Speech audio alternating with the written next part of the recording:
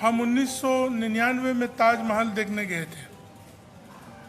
उस समय आम आदमी की लाइन में हमारे देशवासियों के साथ हम भी जोड़ गए। इतना लंबा लाइन में रुकने के बाद जब काउंटर पहुंचा, मुझे 2 आदमी लेके दूसरा लाइन में लेके गया। मुझे मालूम नहीं था, मगर उस समय में घुसने के लिए $20 लेते थे। तो $20 तो ज़िंदगी में हमको उस समय में मिला भी नहीं और देखा भी नहीं था।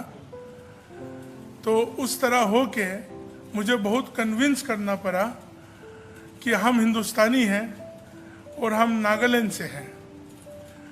तो उस समय हम जब बोला वहाँ के लोगों को कि मैं नागालैंड से हूँ, तो किसी ने ये भी पूछा कि कौन सा लैंड, स्विट्ज़रलैंड या फिनलैंड, कहाँ कौन सा लैंड से। तो हम उस दिन को नहीं भूलते हैं और आज के इस दिन को भी कभी नहीं भूलेंगे कि आज जनजातियों के बारे में, पूर्वोत्तर के लिए हमारे देश भी एक होके हम लोगों को भी इस मंच और इस जगह को सबके सामने देने के लिए ये जो सौभाग्य हमको दिया है, वो सिर्फ हमारे लिए नहीं, हमारे पूरा पूर्वोत्तर के लोगों के लिए और जनजातियों के लिए ये गर्व की बात है।